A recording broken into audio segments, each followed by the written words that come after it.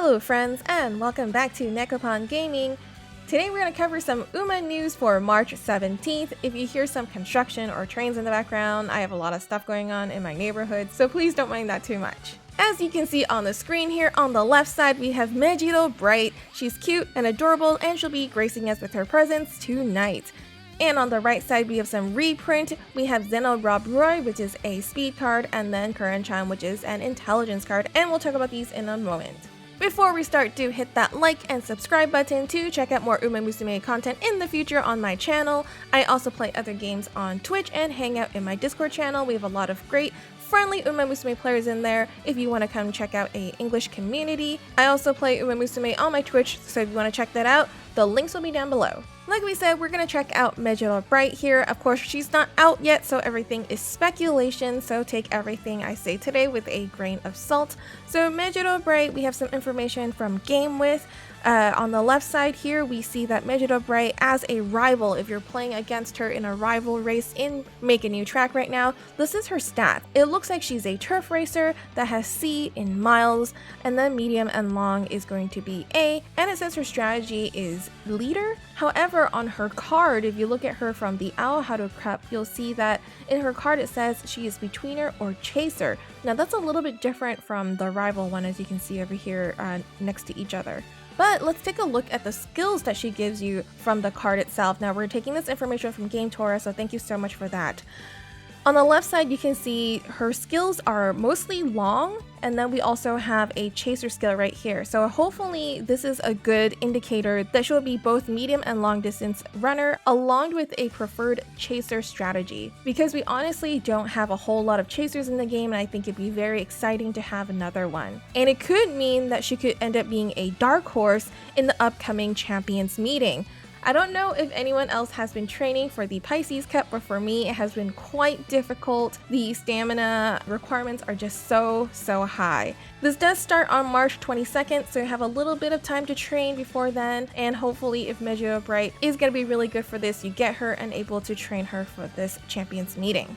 Now I want to talk about the two cards that are going to be in the gacha. They're both reprints, but it's probably good to have a reminder here. So the first one is Kuren-chan, and you can see that at level 30, you only get one copy of her. These are the passives that she will have. She'll have the 50 specialty rate up, which is nice. We have friendship bonus here. We have a little bit of race bonus, and increased training and motivation bonus. At level 30, it's actually not a very good card. Most SR intelligence card with 2 limit breaks will already be better than this. So if you're only going for one copy of this, I honestly don't think it's worth it. I think she really starts to shine about 3 to 4 copies, and you can see over here with 4 copies she's a lot stronger. 65 specialty rate up, we have 30 friendship bonus, 5 race bonus, which is very important in the new training scenario, more motivation bonus, and the starting bond up is at 30, which is very nice. So I do think if you want to get this card, you should aim for 3 to 4 copies of it, and if you don't think you can get there, then don't bother rolling on this at all.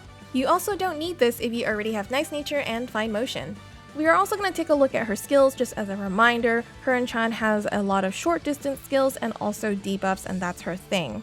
Lastly, let's take a look at the events that she comes with. So in her chain event, which is the left side over here, you can get 30 energy from the first chain event, but it also ends the chain, so you don't get the intelligence and also the skill points or the skills down here. If you do end up taking just the first one over here, you'll get your speed intelligence, your debuff. You'll get the 10 intelligence if you get to the second chain event, and then a third one, you can randomly get 10 intelligence, 20 skill points, or 5 intelligence and 10 skill points. I think it's totally okay to take the 30 energy, is a lot of energy, and also the skill playtimes over is not a bad skill either. So if you don't care for the intelligence and the skill points, this is a fine option as well. Now let's take a look at Zeno Rob Roy. This one is a speed card. Without any limit breaks here, you can see it has 15 friendship bonus, 35 specialty rate up, 20 starting bond up, 5 increased training, and 20 motivation bonus. It's an okay card, it's nothing crazy, but as you can see, if it goes all the way to max limit break, it'll also have a bunch of increases along with speed up, hint rate up, and hint level bonus. Now, when we see hint rate up and hint level bonus, this just makes me think this card is probably better if you're only trying to get the skills on this card and not necessarily using the passives. Because if you really are relying on passives of a card, I think you would choose a different card. Like, this card doesn't even have race bonus, which is just so important in Make a New Track that I honestly don't think this card is worth pulling on, but ultimately that will be up to you. So the thing about this card is feels like it has lack of focus. It has both a bunch of like leader skills right here and also right here, but it also has 3 between your skills. So it has the tricks, it has comprehension, it also has concealed readiness. And it also comes with right and left turns, so it feels like if you get one, the other one's useless because, you know, there's no tracks that go both left and right. You know, if you take this card, you're definitely taking it at a risk. You're gambling for which kind of skills that you really want. So again, for me, this card is basically a pass.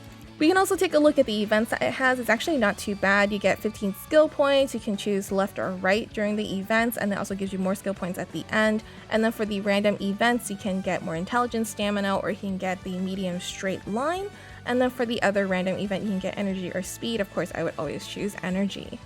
Next up, we have the main story update. We're gonna get the last chapter of the main story, the part 1 of it that features Special Week. And then we're gonna get part 2 at a later time. In this new part, we will see a new horse girl. We don't know anything about her yet, but she looks very, very spunky. And the other exciting thing that we'll also be getting from this main story is the SSR support card for Sirius. Sirius is a group type card. We don't know what group type cards are all about, and we don't really know what's special about them, but in a group type card, you can kind of choose which character you want to go out with, and then friendship training kind of changes. It will occur under a different condition, which we don't know what that will be yet. I'm very excited to see what this change will be, and of course I'll report back about this as well. This card is so super cute. It has a bunch of characters on it. I can't wait to have it from the story itself, and because this is a story card, we are expecting it to be upgraded through crowns. So save up your crowns and don't spend them yet. Let's see if this card is good and then decide where to spend your crowns. Next up, more exciting news for first anniversary campaign. This will be the 4th part. I think this might be the final part. We're coming up at the end of the month here. So this one will have, I think, more daily gachas. And then part 3 of the Master Trainer's Road.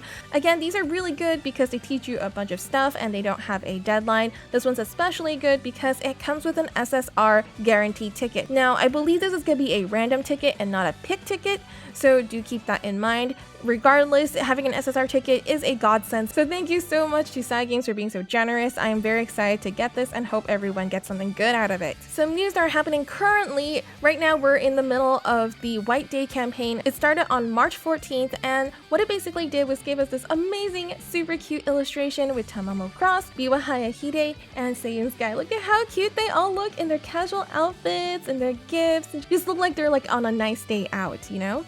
And out of this White Day campaign, we got 500 jewels, which you should already have gotten in the mail, and the other thing is a more friendship campaign. So we're getting more friendship in both while training and PvP, and you may wonder, what does friendship do? So friendship helps you unlock the stories for the characters. Like this one right here, you can see Special Week is 6 out of 7. You can see 7 is locked. This can be easily unlocked after I train or play PvP with Special Week several times to get her friendship up. So in this campaign, you want to be doing activities with Umas you don't normally do, so you can get their friendship up and hopefully unlock their stories, learn more about them, and also get the jewels from these stories. Next up, we also have this event going on where you can exchange your Umas for resources. If you don't know what this one is about, I do have a video on it, so I will link that down below. Basically, you can trade away your Umas, but they're never going to come back, so make sure you don't send away anything that you're expecting to keep. Next, Sky Games has also announced they're working on a Google Play Games version of Uma Musume. Basically, it'll be the same game, just playable on PC and without DMM. Google Play Games is sort of in beta right now, I believe, and it basically allows you to play Android games on Windows PC, so you don't have to use some random emulator. And with this, players can officially play the game on the PC without DMM and just use Google Play Games instead. Hopefully with this development, the game will run as smoothly, if not smoother than the DMM version. I just like having another option, another way to play the game, so this is great news. Thank you so much for watching today, and I hope this news was exciting to you and you learned a thing or two. Don't forget to like and subscribe for more Uma Musume content, and follow me on Twitch if you want to watch me play Uma Musume or do some art streams, play some other games, Genshin Impact maybe. Good luck to everyone that is rolling on Mejiro Bright, and I hope she will make your day a brighter day. Happy racing!